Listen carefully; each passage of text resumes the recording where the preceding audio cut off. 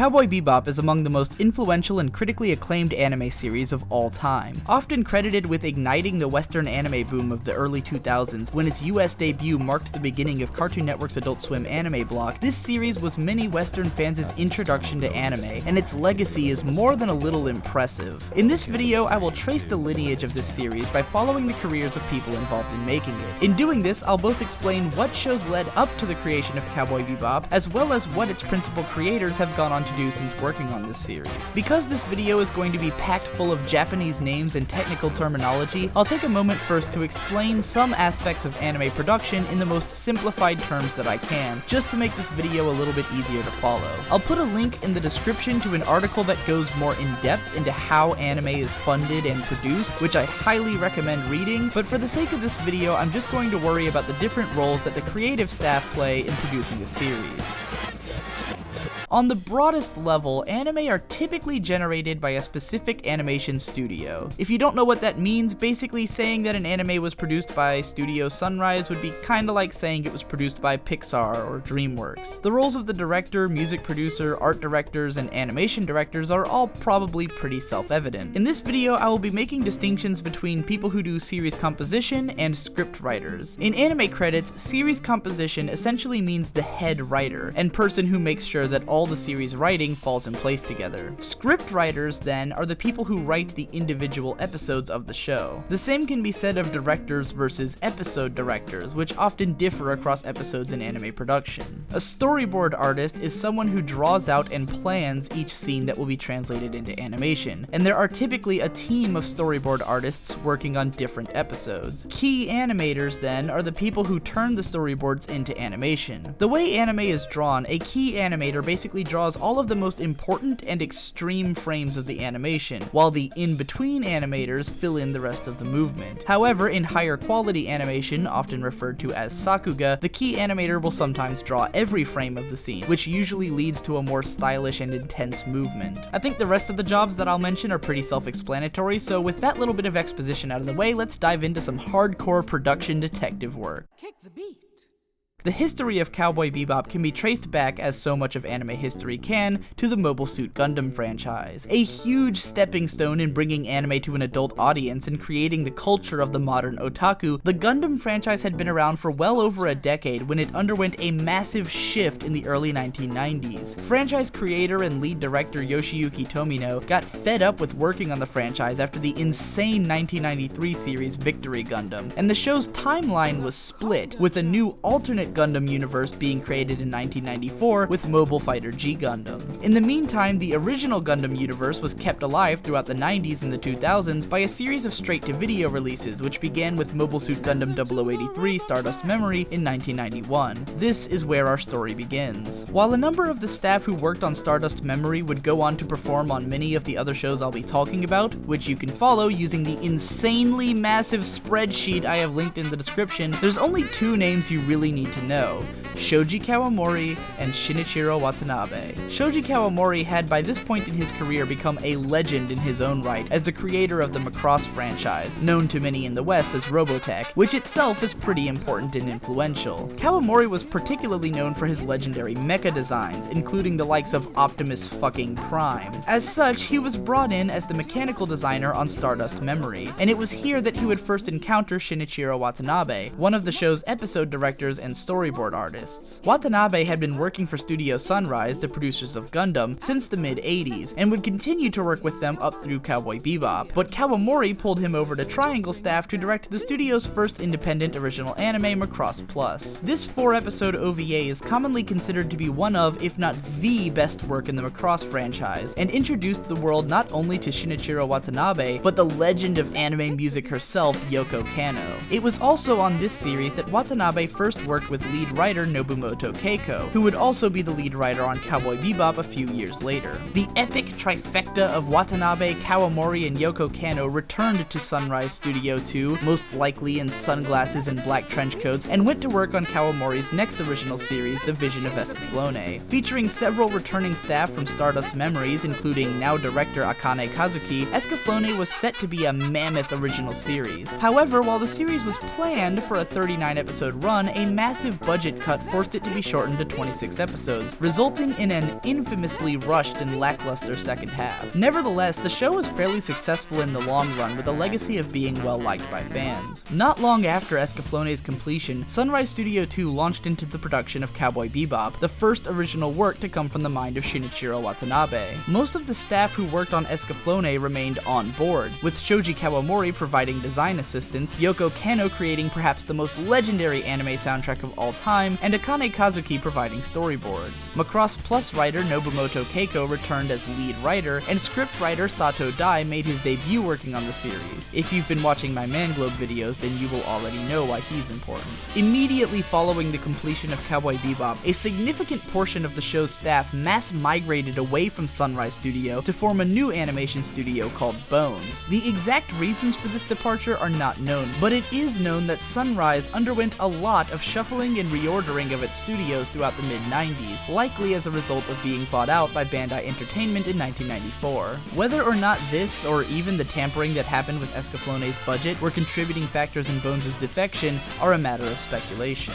Studio Bones started out working directly with the studio it had departed from to produce feature films for both Escaflowne and Cowboy Bebop, with most of the same staff that worked on the TV versions of both series returning to work on the movie. However, it is beyond this point that the staff of these shows began to split apart and go in their own directions over the course of the next 15 years. Because so many of the staff members who left Sunrise have remained at Studio Bones, many of them are credited on a variety of the studio's productions, especially on their 2002 original anime series Razafon. However, the main creative staff of that series actually come from the lineage of Evangelion, which deserves to be its own video one of these days, so I'm not going to talk about it here. In 2003, Studio Bones produced Wolf's Rain, an original series created and composed by Nobumoto Keiko. She had conceptualized it while writing for Cowboy Bebop, and producer Minami Masahiko, who led the charge of Studio Bones away from Sunrise, agreed that they would produce it eventually. Sato Dai, who had been doing freelance writing work since Cowboy Bebop, was brought on board as a writer, and the character designer and other staff largely were returning collaborators. The director, Tensai Okamura, had been a storyboarder on Cowboy Bebop, though he had largely done freelance work before being brought on to work on Wolf's Rain. Yoko Kanno also returned to provide yet another stunning soundtrack. Curiously absent from the production, however, was Shinichiro Watanabe. That's because Watanabe was busy directing 2 shorts for the 7-part micro-series The Animatrix. This anomaly of animation production happened when the directors of The Matrix contracted a ton of anime studios and odd-tier creators to make a series of short films in the Matrix universe. It is most likely through this series that Watanabe became acquainted with some of the more art house animation studios and creators that would come to define the later part of his career. Now, those who have been following my videos will know that Bones wasn't the only studio to break away from Sunrise at the turn of the millennium. In 2002, a pair of producers from Sunrise Studio 7 broke off to form Studio Manglobe, and though they didn't carry nearly as much staff with them, nor had they worked on any of the shows I've mentioned up until now, they made their debut by putting creative freedom in the hands of Shinichiro Watanabe. 2004's Samurai Champloo was Watanabe's first full-length original work since Cowboy Bebop, and with the new studio came a lot of new faces into his collaborative circle. While a couple of staff from Cowboy Bebop came along as well, the most noteworthy of them was Sato Dai, who would seem to find a home between working on Bones and Manglobe shows over the next 5 years. Noteworthy among the new staff on this series is storyboard and episode director Yamamoto Sayo, whom, upon finding her first taste of creative freedom working on Samurai Champloo, would go on to become an odd-tier talent in her own right. Watanabe would also work on this series with key animator Masaaki Yuasa, whose directorial debut, Mind Game, was released in the same year, for which Watanabe produced the music. In 2005, Studio Bones produced Eureka 7, for which Sato Dai made his debut as lead writer. Shoji Kawamori returned to provide mecha designs once more, and Yamamoto Sayo was brought along as a storyboard and episode director. Meanwhile, Watanabe was working as a storyboard artist for episodes of Noine, an original series from Escaflowne director Akane Kazuki, being made with Studio Satellite. In 2006, these creators crossed paths once more in the production of Manglobe's Ergo Proxy. The series director, Shuko Murase, had been a key animator on Stardust Memories, the Escaflowne movie, and Wolf's Rain, along with doing animation and character design works for many other Sunrise and Bones projects. Yamamoto Sayo worked once more as a storyboard and episode director, and both Watanabe and Akane Kazuki popped in to do some storyboards. Also, at this point, I feel like I should bring up Kawamoto Toshihiro, whom I've been neglecting all this time. Kawamoto was the character designer and chief animation director on Stardust Memories and Cowboy Bebop, a founding member of Studio Bones, Bones, character designer for Wolf's Rain, and an animator on Escaflowne and Eureka 7. In creating this post, I wanted to mostly leave out people who only worked on Sunrise and Bones shows, since it's kind of obvious that they're going to keep appearing on the same shows if they keep working for the same studios. However, Kawamoto also did some key animation and direction on Ergo Proxy before not appearing on any more of the shows I'm going to mention, so here's a quick nod in his direction. 2006 also saw the release of Kemonozume from Studio Madhouse, which was the next directorial work of Masaaki Yuasa. I felt it was worth mentioning because it featured Yamamoto Sayo as an episode director, along with some other staff that had worked on Samurai Champloo, and because Sayo would then carry some of the other staff on this show along with her to work on Michiko to Hachin later. Many would consider this period to be a relative dead zone in Shinichiro Watanabe's career, but in 2007 he directed one segment of the little-known art house short film compilation Genius Party, produced by Studio 4C. Shoji Kawamori also had a segment in this collection with music by Yoko Kanno. That year, Kanno would also produce the soundtrack to the Studio Bones series Darker Than Black, the original work of Wolf's Rain director Tensai Okamura, featuring again some of the same returning staff. In 2008, Akane Kazuki would once again bring on Watanabe as a storyboard artist on a show he was directing, this time being Birdie the Mighty Decode over at Studio A1 Pictures, which is yet another studio that had broken away from Sunrise,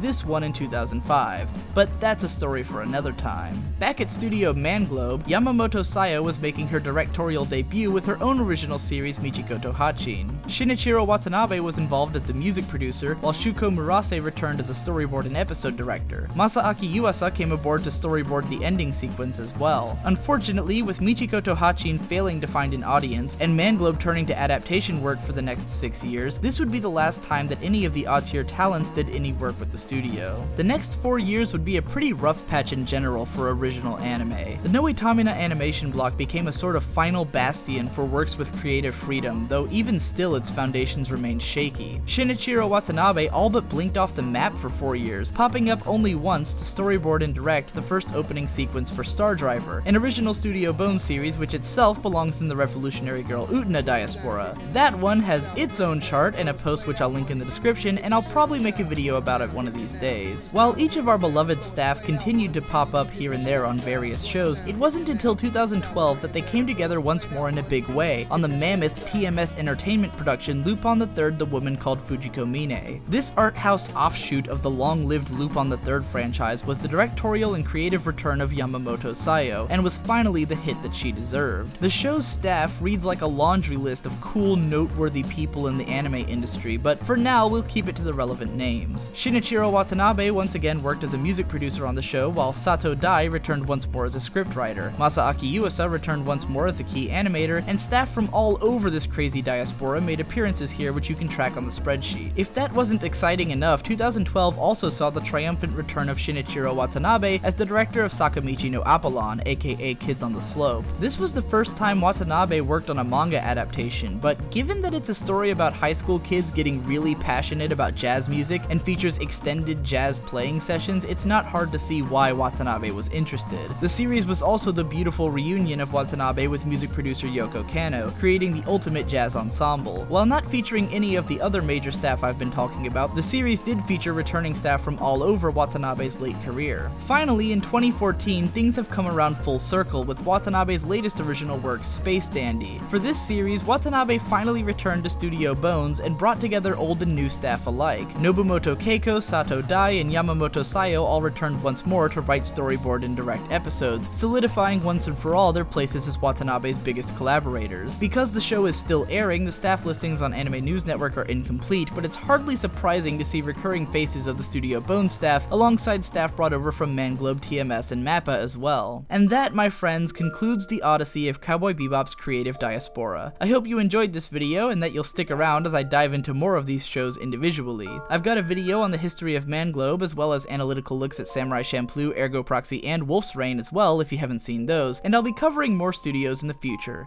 I hope to see you then.